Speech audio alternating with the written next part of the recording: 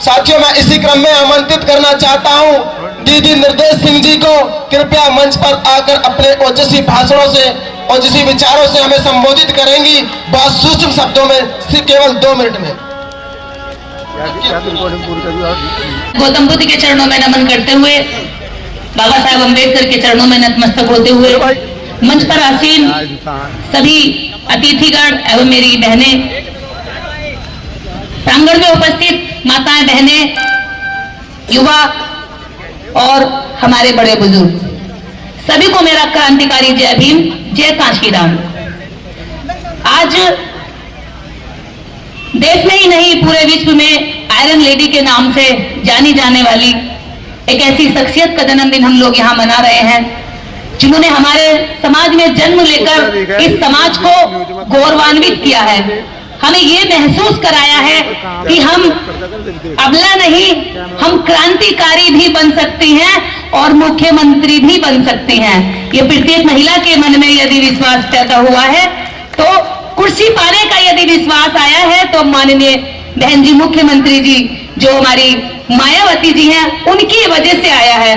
और मैं कहना चाहूंगी यहाँ पर उपस्थित सभी युवाओं से कि आप भटके नहीं। दूसरों के संगठनों में बहुत लाठियां चलाई हमने, दूसरों के कहने पर बहुत हमने दंगे किए, दूसरों के कहने पर बहुत गलत दिशाओं में हमने अपनी एनर्जी, अपना समय और अपना पैसा बर्बाद किया।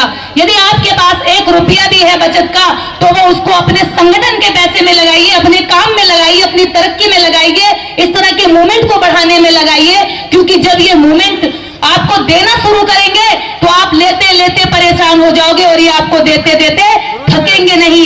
जिस तरह से मान्यवर साहब का साथ समाज ने दिया, तो मान्यवर साहब ने इस दबे कुचले दमनित समाज को, पिछड़े समाज को राजनीति का स्वाद चखाया और वे ऐसा स्वाद चखा कर गए कि अब ये स्वाद के बिना कुछ अच्छा नहीं लगता।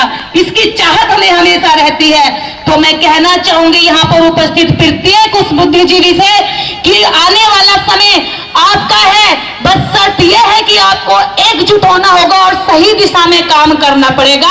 विशेषकर इन माताओं बहनों से कि आपकी कोख इतनी कमजोर नहीं, जैसे माननीय भी जयप्रकाश जी ने कहा कि आपकी कोख इतनी कमजोर नहीं जो ये कमजोरी से पीछे या कायरों को जन्म दे।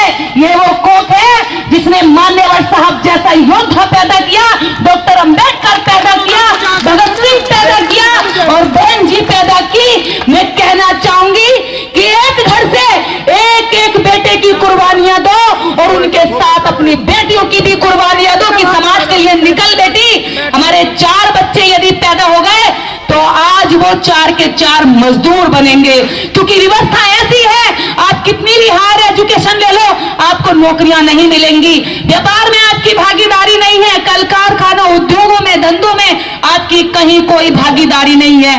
छोटे फैक्ट्रियों से लेकर के बड़े उद्योग उनके कब्जे में है। आज क्या कारण है कि 15% लोग जो संख्या में कम है वो हर चीज में कब्जा किए बैठे हैं और 85% प्रत्येक शक्ति से बाहर बैठे हैं, बिखरे बैठे हैं। भाइयों, जात पात छोड़ करके, ऊंच नीच छोड़ करके एकजुट हो जाइए। जब 15 एक हो सकते हैं जातियों को छोड़कर, तो हम 85 क्यों नहीं हो सकते? भाइयों, हम आपस में ना लड़े।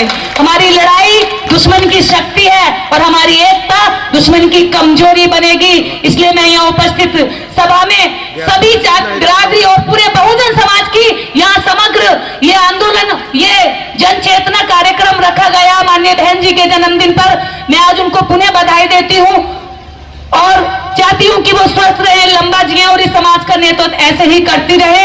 और इस कार्यक्रम में सबसे मुख्य स्तंभ को मैं पुनः एक बार बधाई इसलिए दूंगी क्योंकि वो एक ऐसे योद्धा के रूप में इस समाज के अंदर काम कर रहे हैं जिसको कोई स्वार्थ नहीं है। यदि हम कहें कि बिना स्वार्थ का कोई काम कर रहा है, तो उसमें सबसे पहला मेरे जहन में, भारत के अंदर मैं घूम रही हूँ, अलग अलग राज्यों में घूम रही हूँ, गांव गांव में घूम रही हूँ, यदि मैं देख रही हूँ मान्यवर साहब के नक्शे कदम पर चलकर कोई काम कर रहा है, तो मेरे बड़े भाई साहब माननीय जयप्रकाश जी काम कर रहे हैं। मुझे खुशी है कि उस मोमेंट को जिंदा रखने वाला आज कोई है, और जब तक ऐसे लोग रहेंगे समाज का कोई कुछ भी बिगाड़ने वाला पैदा नहीं हो सकता।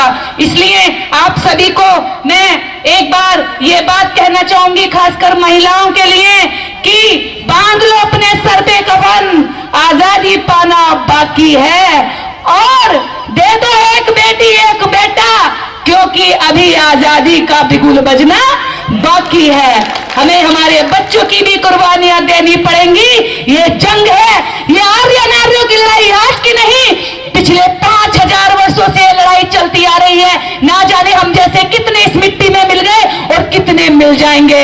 लेकिन कहना यही है दोस्तों कि दिल के अंदर क्रांति की चिंगारी जलाए रखिए, एक रोटी कम खाइए, लेकिन मिशन को जरूर बढ़ाते रहिए। यही मिशन मूवमेंट आपको आजादी दिलाएंगे। इसी के साथ क्रांतिकारी जय भीम, जय भारत, जय काशीराम।